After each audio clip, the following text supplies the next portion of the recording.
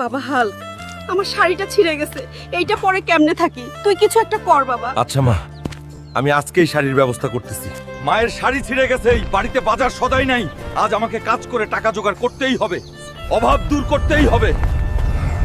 এই যে ইঞ্জিনিয়ার সাহেব, আমি কাজ করতে চাই, আমার খুব কাজের দরকার। হাল্ক, তোমার অনেক বড় শরীর, তোমার জন্য একটা কাজ আছে, কিন্তু অনেক রিস্ক আছে কাজে। করতে পারবে তো? যত রিস্কের কাজই হোক আমি করব। আমার পরিবারের অভাব আমাকে দূর করতেই হবে, আমি পারবো। কি কাজ আমাকে বলেন। আমাদের 10তলা বিল্ডিং এর ওপর অনেকগুলো লোহার দণ্ড তুলতে হবে, তাইলে আমরা তোমাকে 10,000 টাকা দিব। আমি রাজি, আমি করব। চলেন। বন্ধুরা, তোমরা লাইক সাবস্ক্রাইব করে আমার শক্তি বাড়িয়ে দাও, যাতে আমি ঠিকভাবে কাজ শেষ করতে পারি। এই নাও হাল্ক, তোমার পরিশ্রমের টাকা। যাই, এখন বাড়ির জন্য বাজার আর মায়ের জন্য শাড়ি কিনি। আমার মায়ের জন্য একটা ভালো চাইতে শাড়ি দেন, তাড়াতাড়ি যাই।